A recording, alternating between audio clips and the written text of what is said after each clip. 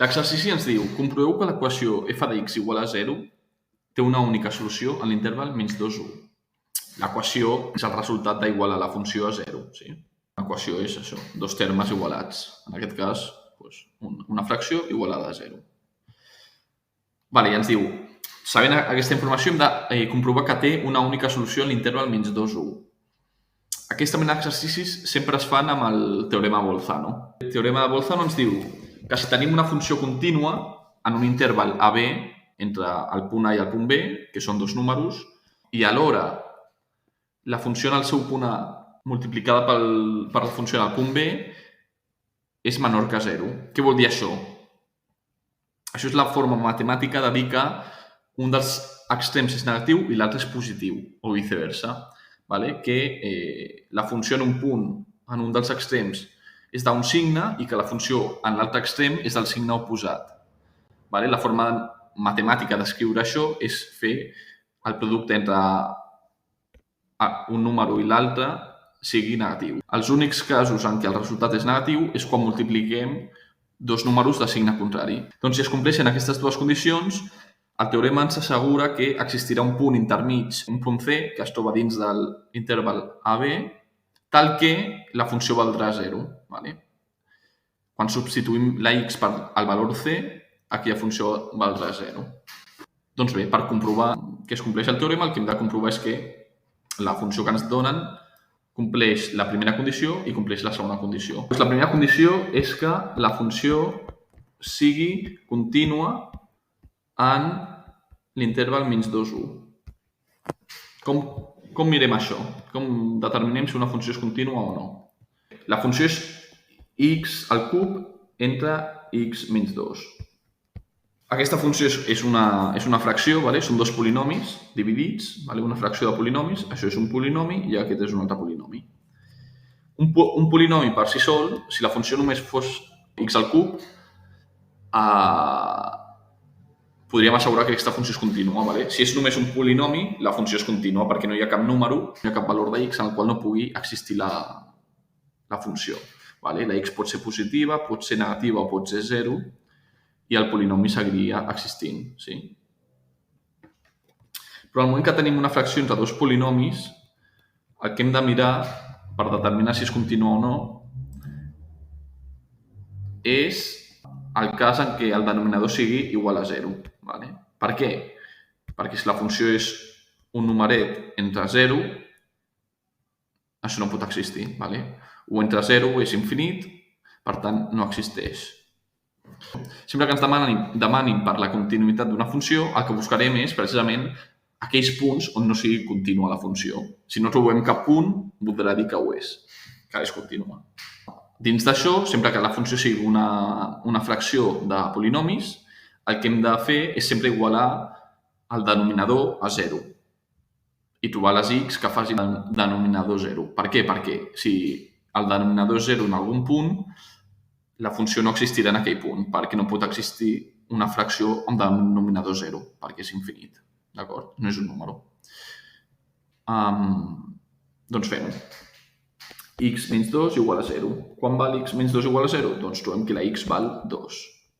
Per tant, el que ens està dient això és que quan la x valgui 2, la funció no existirà en aquell punt. D'acord? Comprovem. F de 2 serà 2 al cub entre 2 menys 2, que això és 8 entre 0. I això no existeix. D'acord? Però, en aquest cas, com el que ens demanen és l'interval menys 2, 1, no ens afecta, perquè el 2 està fora d'aquest interval. Sí? Tenim el menys 2, el 0, l'1, i el 2 està fora, sí? Perquè l'interval que ens interessa és només aquest, del menys 2 a l'1. Per tant, hem vist que la funció és discontínua només en el punt 2, però està fora de l'interval, per tant, podem assegurar que la funció f de x és contínua en x entre menys 2 i 1. Vale? Primera condició es compleix. Segona condició, per f de 1 ha de ser negatiu. La funció en x igual a menys 2 i la funció en x igual a 1 han de ser de signes contraris. Doncs mirem-ho. Quan és f de menys 2? Doncs serà menys 2 al cub entre menys 2 menys 2. I això és menys 8. Sí? Perquè quan elevem un número negatiu a un número imparell o senar, el negatiu es manté. Sí? Si tenim menys 2 al quadrat, queda 4, positiu. Però si tenim menys 2 al cub, queda menys 8. El negatiu es manté. En queda menys 8 entre menys 2 és menys 4.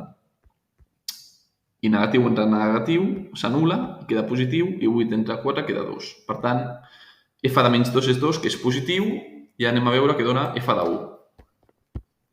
F de 1 quedarà 1 al cub entre 1 menys 2. 1 al cub és 1, 1 elevat a qualsevol número sempre és 1, i 1 menys 2 és menys 1. I això dona menys 1, sí. Positiu entre negatiu queda negatiu i 1 entre 1 queda 1. Per tant, veiem que també es compleix la segona condició, que un extrem sigui positiu i l'altre sigui negatiu. I per tant, podem confirmar el que hem dit, que f de menys 2 per f de 1, en aquest cas serà igual a 2 per menys 1, que és menys 2, i això és negatiu. Doncs també es compleix la segona condició. En complint-se la primera i la segona condició, podem assegurar que existeix un punt C tal que la funció en aquest punt sigui 0. I, de fet, en aquest cas, que és bastant simple, el podem trobar fent el càlcul. Si igualem la funció a 0, la x que trobem serà la C, d'acord? Com trobem la x aquí? Doncs el denominador que està dividint passa a l'altra banda multiplicant, per tant s'anul·la, queda x al cub igual a 0, i per aïllar la x, la potència 3 la passem a l'altra banda, arrel d'índex 3 i una arrel de 0 sempre és 0. Per tant, la x que fa que la funció sigui 0 és 0. En aquest cas coincideix que f de 0 és 0. Llavors, el que hem anomenat C abans, en aquest cas també val 0. I ho podem acabar de comprovar. F de 0, què quedarà? Doncs quedarà 0 al cub entre 0 menys 2. 0 al cub és 0, 0 menys 2 és menys 2, i 0 entre qualsevol número sempre és 0. D'acord? Per tant, 0 de 0 és 0. Per tant, acabem de comprovar el teorema de Bolzano per a aquest exercici. S'ha complert la primera condició, s'ha complert la segona condició i, per tant, s'ha de complir la conclusió del teorema. En aquest cas, concretament, C val 0.